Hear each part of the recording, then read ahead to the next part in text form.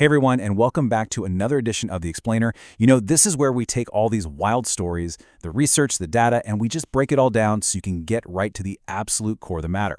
So today we're looking at something I find absolutely fascinating, our deep, almost, insatiable cultural obsession with people who literally fake their way to the top. Look, we all present these glossier versions of ourselves from time to time, right?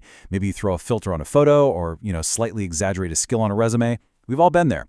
But some people take this whole concept of personal reinvention to completely bizarre, extreme, and frankly, morally reprehensible lengths. And the thing is, we're captivated by them. We just can't look away. But why? Well, okay, let's dive right into this, because I want you to ask yourself a serious question right off the bat here. Really think about it.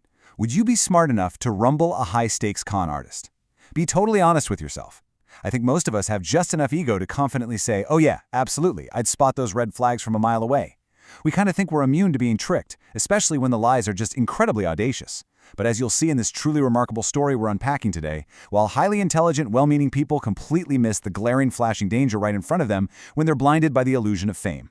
So moving into Section 1, the prestige fraud phenomenon, when faking it goes too far.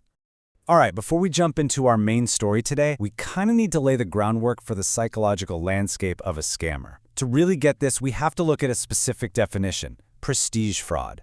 Basically, these are high-stakes scams with the potential to boost both your bank balance and your social status through elaborate deception. The people committing prestige fraud, they aren't just looking for a quick buck, right?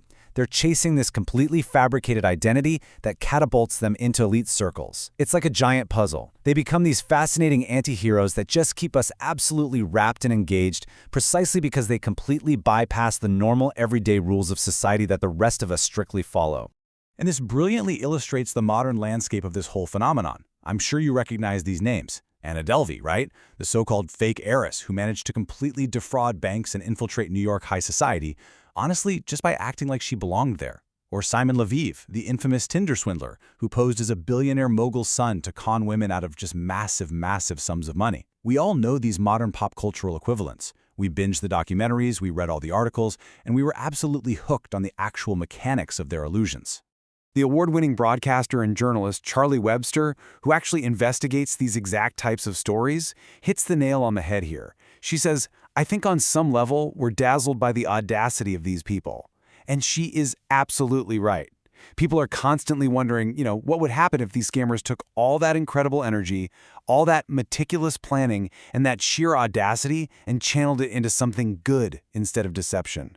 But they don't. And that leads us to a historical scam that is literally stranger than fiction. Section 2. Meet the fake Spielberg. The ultimate fake it till you make it. Okay, so we're traveling back in time a bit to a sleepy Fairfax County, Virginia. The year is 1998, and this is for a story recently detailed in the Audible podcast Spielberg, which is actually produced by Charlie Webster. Now, what's really interesting here is the sheer absurdity of the core fact. It is staggering. A 27-year-old fully grown man went to the lengths of legally changing his name to Jonathan Taylor Spielberg. Why? His ultimate goal was to pose as legendary director Steven Spielberg's 14-year-old nephew just to score a place at a private Virginia high school. He even borrowed his first and middle names from the ultimate 90s teen idol, Jonathan Taylor Thomas. He basically blended a teen magazine heartthrob with Hollywood royalty to create a completely fake persona. And the wildest part of the whole shebang? It actually worked.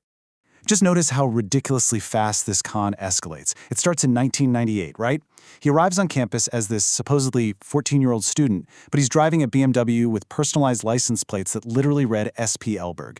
He went full method actor on this. He was convincing teachers, convincing pupils that he was a Hollywood actor doing, research for a film role. Flash forward a few months later, and he's keeping the illusion alive by dangling these fake VIP invites to the MTV Video Music Awards in front of his classmates. By spring, the lies get even bigger. Now he's claiming A-list actor Ben Affleck is going to personally accompany him to the high school prom. It took over a year, before these barefaced lies finally unraveled and he was caught. For over 12 months, a 27-year-old man walked the halls of a high school pretending to be a 14-year-old kid. Crazy. Let's head into Section 3, a pre-smartphone scam. How did this happen? So let's move along and see how this builds, because you are probably sitting there screaming, how on earth did nobody check? Well, context is everything here. Just look at the technological landscape of 1998 versus where we'll be in 2026. Back in 98, nobody had a smartphone in their pocket. Information just wasn't instantaneous like it is today. And the name Spielberg, it carried this unquestioned aura of glamour and wealth and gravitas. It acted like this magical shield that completely blinded people to the actual truth. Compare that to today. If some kid showed up at a school claiming to be Spielberg's nephew, a quick Google search in the admissions office would instantly expose him as a fantasist, right? The environment of the late 90s was the exact fertile soil this deception needed to really take root and grow. And then, of course, there was the target itself. The mark was St. Paul VI Catholic High School in Fairfax County. Now, this was a fee-paying school, but it had only been established in 1983. So as Charlie Webster points out in her investigation, it was a school with aspirations. They were actively trying to build their reputation, build their prestige. So when literal Hollywood royalty seemingly walked right through their front doors, they were entirely blindsided by the fame of it all. The adults in the room were so utterly dazzled by the Spielberg name that they completely missed the glaring danger standing right in front of their faces. Which brings us to Section 4, the dark reality, the true cost of deception. Up until now, we've kind of been looking at the absurdity of the scam, right? The BMW, the wild name change, the whole Ben Affleck thing. But we really need to shift our focus now, because the true cost of this deception, it is definitely not a punchline. We have to stop for a second and ask, what is the real cost of this deception? Because it is so easy to just be amused by the sheer audacity of a scammer. But when we strip away the Hollywood name and we take away the fake MTV lies, what we are left with is a grave, real-world safeguarding failure that put vulnerable teenagers at serious risk. So the crucial point here is this grim reality. A 27-year-old adult man successfully posed as a 14-year-old boy in an enclosed environment filled with genuine minors. For over a year, this fully grown man shared classrooms, he shared hallways and social spaces with unsuspecting high schoolers. The adults, the very people whose job it was to protect those students, completely failed them, all because they were distracted by a shiny, fabricated identity. And this is where journalist Charlie Webster brings such a profound empathy to this story, because she intimately understands the real danger of manipulative adults infiltrating spaces meant for kids. As she so bravely revealed a few years ago, she herself was groomed and abused at the age of 15 by her running coach, a man who, was supposed to be a safe, trusted authority figure. In investigating this Spielberg scam, she says, "I used my own story. I don't tell all of what happened to me, but I touch on it to try and help people understand." She channels that deep past trauma to underscore exactly how severe manipulative behavior actually is, and why we simply cannot just laugh off a 27-year-old man sneaking into a high school as some sort of quirky, harmless prank. Her goal, and honestly our goal with this explainer too, is completely grounded in that journalistic integrity. Webster notes, "What I do isn't passive story reporting, it's active storytelling. I don't want to tell you what I think, I want to show you how it happened so you can make up your own mind." By mapping out the entire anatomy of this prestige fraud, we aren't just, telling a bizarre story from 1998. We're actively learning how manipulation works. We are seeing firsthand how people, even smart, capable adults, can be so easily blinded by aspiration and prestige. And guys, it is a lesson we absolutely must learn from today, because scammers and manipulators for sure haven't disappeared.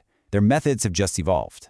Which brings us right back to where we started. We've shown you exactly how this bizarre, escalating illusion actually happened. We've shown you the blind spots that let a 27-year-old man just slip right through the cracks of a prestigious school using absolutely nothing more than a famous name and sheer audacity. So, I'm going to ask you one more time. Are you still so sure you wouldn't be fooled? The next time someone presents an identity that seems just a little too perfect, a little too glamorous, will you spot the red flags, or will you be dazzled by the illusion? Keep your eyes open, everyone, and always keep questioning what's in front of you.